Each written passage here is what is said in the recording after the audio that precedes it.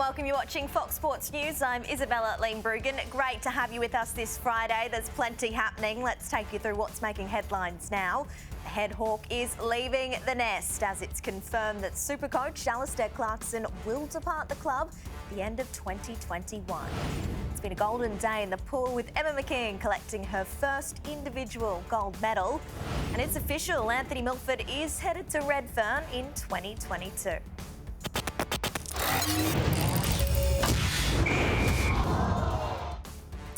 We're going to take you to Melbourne now, where Alastair Clarkson and Sam Mitchell are addressing the media after that bombshell announcement. Clarkson would be leaving Hawthorn ahead of schedule this season.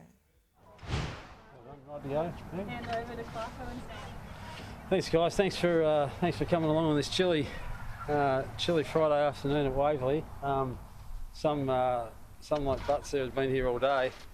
So there's a bit of news going around, but it's funny. I was up in the weights room before, and I think the players were taking the mickey out of me. They had my favourite singer, Bruce Springsteen, was on the stereo up there with "I'm on Fire," and that's what it seems like a little bit today. But no, the purpose of our announcement today is to let you all know that I'm going to step aside from coaching the Hawthorn Footy Club at the end of this year. There's been a lot of discussions, and perhaps the reason why this has all been a little bit messy in terms of not being able to control it to the outside football world is that we've had ongoing discussions for the best part of 3 or 4 weeks with Mitch, with our players, with our board, with our footy subcommittee, with our own families, and we've come to the realisation that this footy club needed some fresh air from 2022 onwards. Our club hasn't performed anywhere near to the level that we would have liked for a whole heap of reasons, and I'm a key contributor to that, of course. And it's my view that the footy club needs to free itself from my shadow, in a sense. It's enormously difficult for Mitch to come in as the coach of the footy club when I'm with a firm belief that only really one coach can steer the direction in reality of a club and its playing group, and I felt like I was not going to be able to control the environment well enough that wouldn't mean it would make it really, really difficult for Mitch and the footy club in season 2022. So there's in some of those discussions it was really, really tough, particularly the ones with had ongoing discussions with some of our leaders around the club, in particular Ben McAvoy and Jager, and I approached them on 3 or 4 occasions because once the announcement was made in terms of not renewing my contract 3 or 4 weeks ago, and the decision was made, then all the emotion needs to go out of it, and it's just like, what is the best thing for you guys moving forward, and for our fellow coaches, for our football administration, and each time we had those discussions, then we all realised that the best thing was to get this bloke into the chair and get going as soon as we possibly could, because we didn't want to be a footy club that was treading water for 12 months. We've got a lot of hard work to do as a club to get ourselves back into a position where we can seriously challenge again, and that hard work needs to be now steered by this guy. In Mitch, we've had a long-standing relationship. I'm enormously grateful to this footy club for the opportunity I've had to coach at this great club. I could never have imagined that we were going to be able to achieve the things that we have, and even more precious to Karen and myself is the relationships we've been able to build with so many special people that have been connected to this club. And I want to, more than anything else, I want to retain those relationships in a really strong capacity over many, many years to come. And I could only see that next year might have made that more difficult for Sam and I. And so it was a chance for... We've had some some difficult conversations over the last little while, just trying to work out just how we could make this work. And what it all came back to was making sure that both my relationship with the Mitchell family and the Mitchell relationship with the Clarkson family, that first and foremost was the most critical thing that we wanted to retain out of all of this. And so some fresh air to you, lad, to take the reins of this club in about 4 weeks' time. I know it's going to be for our members and our club to get excited, and our players to actually know that this is the direction our club's going to go, and to move on. I know that it's a little bit of a frenzy at the present time, but tell me a footy club in this great code of ours that hasn't been embroiled in some sort of controversy around the change of a coach or thereabouts. In actual fact, when I first arrived at the club for my interview for the Hawthorn Footy Club, I was on the plane from Adelaide, and I arrived at Glenferrie Oval and Linda Crescent there, and there was a throng of media like this, and I thought, they're all pretty interested in my interview to actually secure this job, when in actual fact there'd been a board challenge whilst I was on the plane. And so that's the turmoil that football clubs find themselves in. No one's, the game spares no one. I remember earlier in the year, Ed Maguire, when he finished up his presidency at Collingwood, for all the good that Ed had done in the game, it spares no one. Whether it's Hurdy, whether it's Ed, or whether it's me, so many people through the game. The game needs to continue to move forward, and I've had my time in the sun. I've had a blast, Karen and I and our family being associated with this footy club, and it's time to pass the baton to you, my good man. So to miss for a tick. I don't have too much to say other than it's a really strange day. I mean, I look over there at the players, and everyone made the same level of eye contact today, with disappointment and sadness, and especially for this guy who's done so much for me. You talk about, and I don't want to get too soppy about it, but our families and my passion for coaching and the direction my whole life has gone is through the passion that he's helped me grow. So I'm forever thankful for the position that he's given me, and having his blessing. He said, "You cold, Sammy." She's that chin's bobbling. blue lips. The position that I'm in now, I have to say thank you to Clarko, and I'm disappointed that we all end up here with a month to go. But I hope that we get the opportunity over the next month to give Clarko what he deserves, because he's been there's a statue just up there. Fair to say there'll be another one of this guy.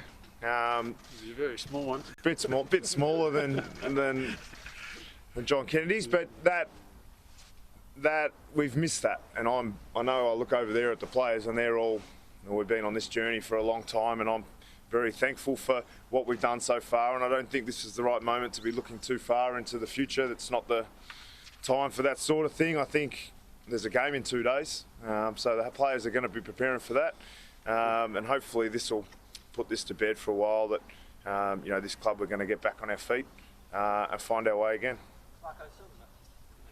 Some viewers and listeners will be a bit confused. I know this is an unusual situation. You're probably the most sought after and celebrated coach in modern football history. But to front this proposed handover, it's basically now collapsed after 3 weeks, and you haven't had your contract renewed. There's a lot of, not sympathy, but a lot of feeling for you and support for you in football. How do you feel about the way this situation's transpired? I'd say, don't worry about me. I'm a big boy, been in the game for a long time, and I know good things come to an end at some point in time, and I'm really comfortable where we're at.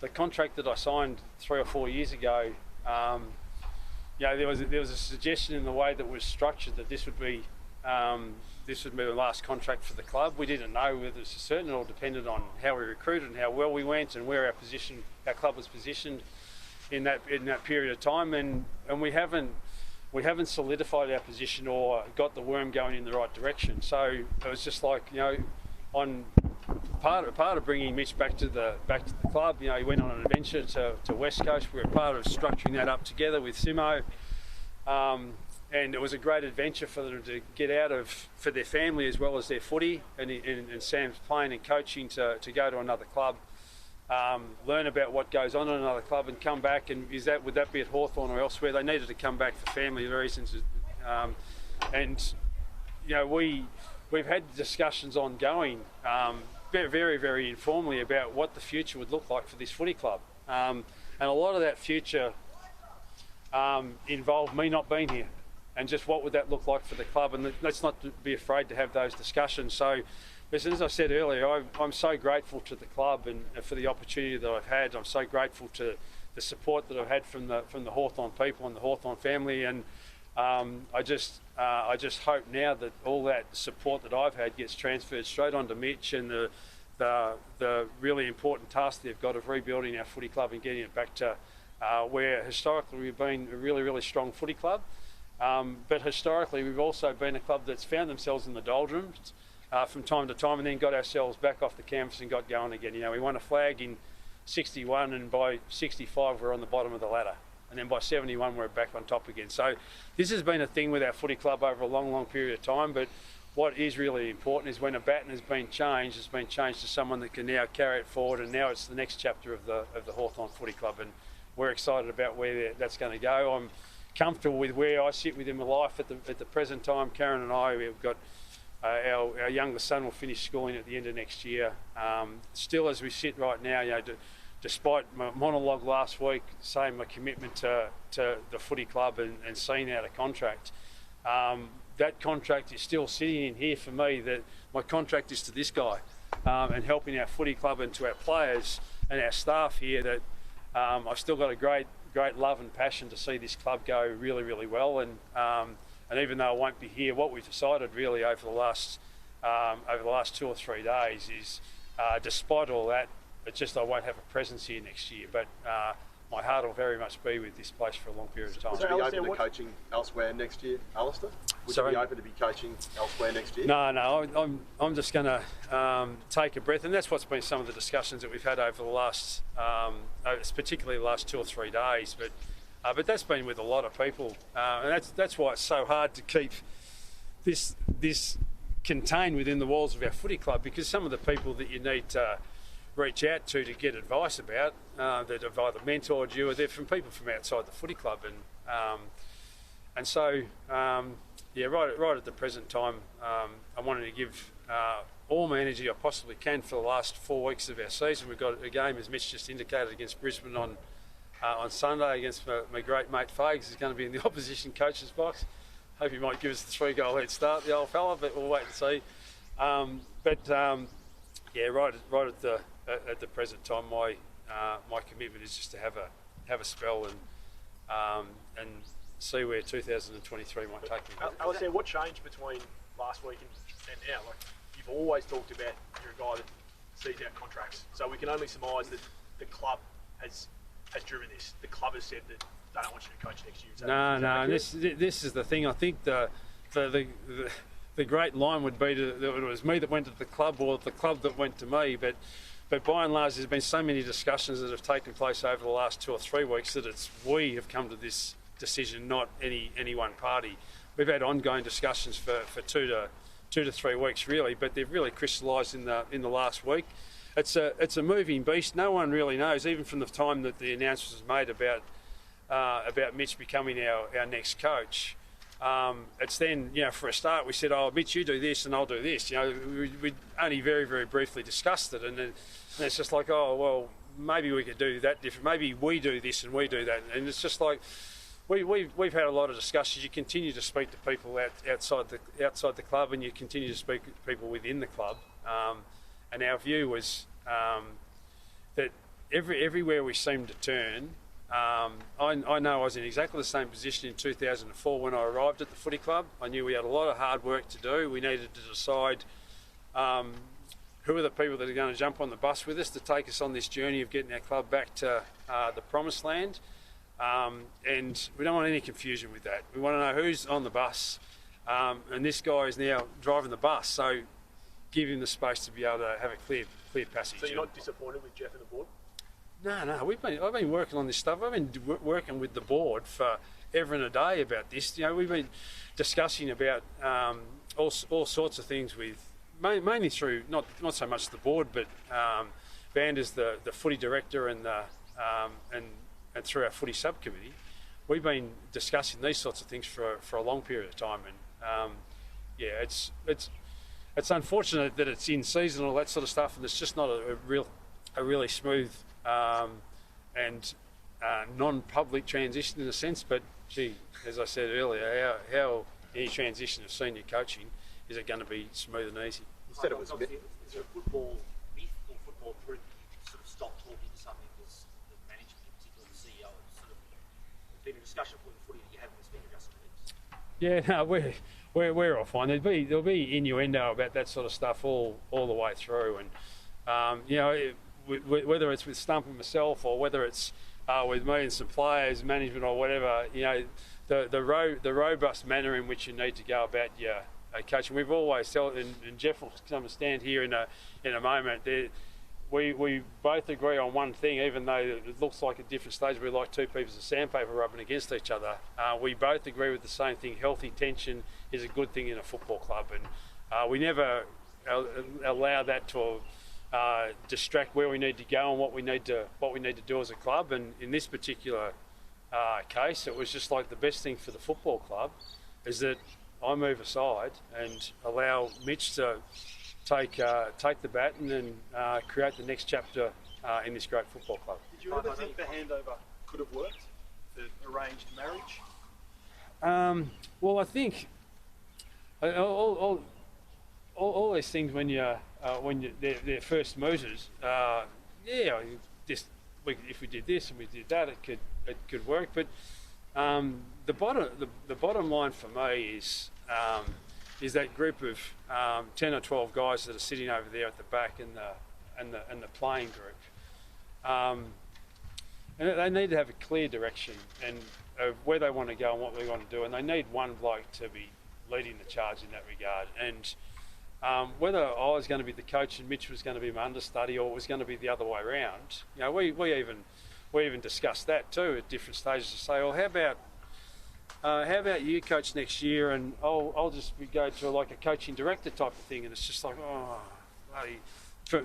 Mitch wasn't groaning. I was sort of going, oh yeah, I think that's got whiskers on it too. It's just like, I want to make sure that whoever's in charge gets his group of people here, including the players, are saying this is the direction we're going, and let's just get on the charge. We've got a lot of work to do. Roll the sleeves up and let's get going. And I've had my time in the sun here. It's been a blast, the journey that we've had, but it's my turn to ride off into the sunset, and I'm really excited about what the next chapter might bring. I've got no idea what it'll be. As I said, and I'm genuine this, I don't know if it'll be in coaching or out of coaching. I don't know if it's in the AFL or out of the AFL, and I don't know if it's in Australia or out of Australia, but I'm really excited about exploring that with my wife and my family and see where it takes me. Like, just for the avoidance of doubt, are you contractually allowed to coach elsewhere next year if that's what you want to do in 4 or 5 months' time? Yeah, I am. Oh, I think I am. I need to check it. Listen, that would all depend on obviously money and all that sort of stuff. But yeah, I think if I went back to the club and said, listen, a fantastic offer's come up, would you allow me to take it? I think Jeff indicated that, a couple of weeks ago, would they stop me? I think the question came to him about would they stop me from coaching Collingwood? And it's just like, well, but yeah, I'm not in that headspace. My headspace really has been how could we possibly do this together over the next, including this time last week when we sat here last Friday morning and said let's make this work. We're in this together for the next 12 months, and then further discussions over the course of the particularly last 3 or 4 days. So listen, mate, I just want to give you some fresh air, and I want to pass the baton and allow our players and our staff and everyone, and even our members, to say, okay, this is the direction we've got to go. I remember trying to sell hope to our members. we're 15th on the ladder out of 16 teams in 2004, 2005, and say, come and watch these young kids debut like Buddy Franklin and Jared Ruffhead and Jordan Lewis and these type of Cyril Rioli and Grant Birchall. They're not going to be great players right now, but will you be able to say when they do become great players and perhaps premiership players for our club, will you be able to say that you've been there for the whole journey? And that's where we're at right now, but it needs to be a new general that takes charge of that, and that's why I want to hand over the baton to Sam right now rather than leave it for another 12 months. Could you understand though that members would be a little bit surprised about it? In a sense, it's a little bit, you used the word messy before. What's your message to the fans out there who are thinking, this is not like Hawthorn, and it hasn't been? Well, yeah, when we say it's not like Hawthorn, as I said, in 2004 it was, and don't tell me that there's not a club that's been through a little bit of turmoil. So we like to say, oh wow, this is dramatic, but every club has their challenges. We're going through one right at the present time, but we're big boys. We confront it, deal with it as best we possibly can, and move on. But I think that's part of the journey of the Hawthorn Footy Club. We've got a publication called The Hard Way. This is just going to be another small chapter of the Hard Way. You know, I'm not sure what date it is. Is it July 29 or 30 or some damn thing? And it'll probably be etched there somewhere in the history of the footy club. But that's the way we've been all along the journey. And we've got Pete Avey here somewhere. Pete will be able to tell me some of the dates. But this is just another story which has been a fantastic story of our footy club, good, bad or otherwise. This has been a great club in the history of the game. It's been more successful than any other club in the last 50 or 60 years. And I'm really, really confident that despite where we sit right now, we'll find a way. We'll find a way to get ourselves back up there, and I'll be so chuffed if we can see some of these players here, some of these staff here, but also Midge to take charge of this group and get us back to where we want to be. Since the succession plan has been muted, have any clubs reached out to you and seen if you had an interest in coaching elsewhere next year or when your contract expires? Well, I haven't entertained any of it really, because it's as I said this time last week, I was committed to seeing out this until the end of next year in my heart of hearts. But as I said, it's a moving beast, and all the things we intended with good faith to try and see this to the end of next year. I couldn't genuinely look in the eyes of some of the people around this organisation and say it was the best thing for the club to have two coaches effectively. It's very, very difficult to be placed in that environment, and given that our goal was to just have one, I knew what had to happen, and that was to me move aside and allow Mitch to have the freedom to take the reins and get this club back on track again. Thanks, guys. So just for the record, this weekend will be a big discussion on Talkback Radio, Clarko. Do you still have a desire to coach? Do you have the hunger to do that immediately? Like, would you entertain offers from clubs in the next 3 or 4 weeks regarding next year? No, I don't think I will. I want to take a breath and see what the next chapter is for me. And as I said, that might not even be in football.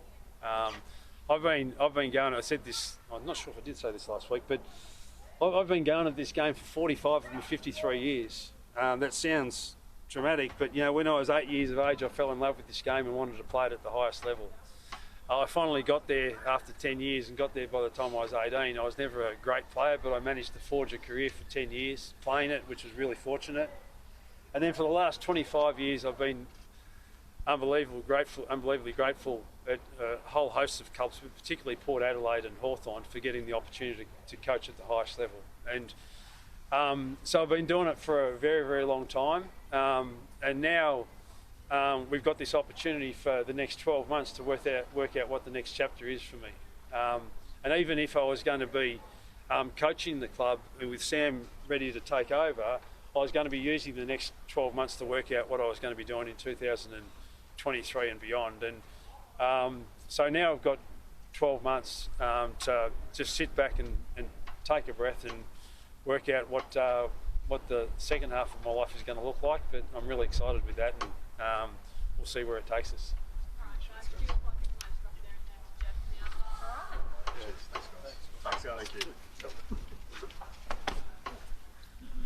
Thank you all very much indeed for coming. Can I just pay my respects to the traditional owners of the land, former, past and future. And can I also say this is a momentous moment in the life of the football club, and we hope that as a result of the goodwill that's been shown by all parties, we now have clear air. And I say that in particular for the players who have for the last 2 or 3 weeks been confused, which is understandable.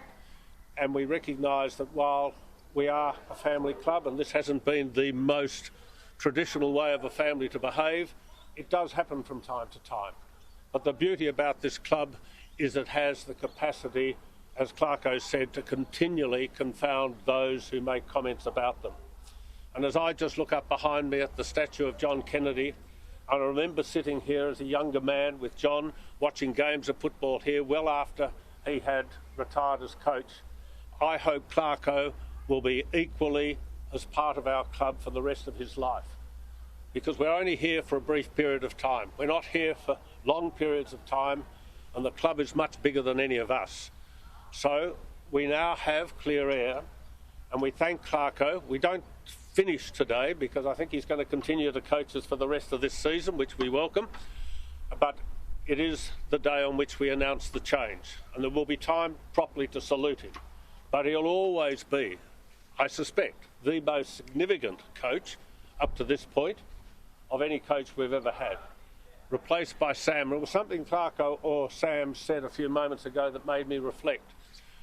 The first time I was president, when there was a change of leadership at the club, the players elected or suggested to us that both Mitch and Hodge should be the joint captains. Is that right, Mitch? And they came to the board and I said, I'm sorry, Hawthorn only has one captain, not two. I've reflected on what we've done over the last few weeks when I heard those comments, and I think that applies to the coach as well for all the reasons that Clarko has said. So we thank him tremendously, but at the same time, we recognise that change is around us all the time. And we really want to welcome Sam Mitchell as our next coach for the next 10 years or 15 years and replicate what Clarko has been able to achieve. Clarko is still, to me, a very young man, and he's still got a lot of living to do, and where he does it and how he does it, he will make that choice with his family. Today, you've heard that Mitch has been given the opportunity from the end of this season to take on board the opportunities that Clarko took on board in 2004. They're very, very similar in so many ways. We now have clean air, we have clarity, we move on. It's now getting very cold. I suggest you all want to go home. Jeff, do you concede that you've misled your members? No, I don't think we've misled the members. We've done what we thought was the best thing. We thought it would work. As it's turned out, it's caused a lot of confusion. No one's perfect. I accept responsibility for that. We adjust. So you and accept today, responsibility for the mixed messaging in the last 2 I weeks? don't think it's been mixed messaging per se, because we had one message. You said that Sam was going to only coach for 2023. Well, you called out media reports as being incorrect. Oh well, a lot of your media reports are incorrect. Don't get me going on that, please. I mean, you know what I'm like with the media. But I do say this quite clearly, that given the passage of time and what's happened over the last few weeks, and given the differences of opinion, etc., Clarko's right, Mitch is right, players are right. Back to focus, get on with our lives. And that is not only to be a strong club administratively, but to be a strong club on the football field. And I'm quite sure that's going to happen. Jeff, on the payout, you did say, I think in letter to members, that Caroline Wilson, the Aegis report fully classified, was a complete fabrication. What did she say? Well, I think she said that you... What do you mean you think? Tell me what she said. Jeff, come on. No, tell me what she said. Exactly. You said, finally, she concluded the segment by saying that I would be happy to pay out Alastair Clarkson's contract and have Sam coach next year. This is a complete fabrication. I've always said I want Alastair to complete his contract, not only because of Collingwood and Hawthorn, I should say, beyond the contracts, but also because Alastair... Tom, that was absolutely right until about 3 days ago. Okay. Righto, absolutely right. I always thought that we would be seeing Clarko and Mitch involved in coaching till the end of next year. What's taken place in the last few days, a realisation by Alastair, by all of us, that we need clarity, That has changed. So what she said then was wrong. Did the players say that Righto, it was wrong, because that was always my hope. So have you agreed to a pay? I'm not going to talk about the term, that's irrelevant, right? All I can say is Clarko's getting every entitlement to which he is owed and which he deserves. And what's the treatment of that under the soft cap? There's been a big voice on Oh, the well, soft cap. well, can I just say, yes, I must admit, the reduction of the soft cap by a third has affected all clubs. The AFL have a precedent in place, which happened with Mr Shaw at North Melbourne and one other coach somewhere else. Whatever the precedent is, we will follow that. So there's no special treatment for Hawthorn. We just follow the precedent. All right, I'll take one more, then we'll get out of the cold. Anyone else? Going once? Going twice? Go Hawks. Thank you very much.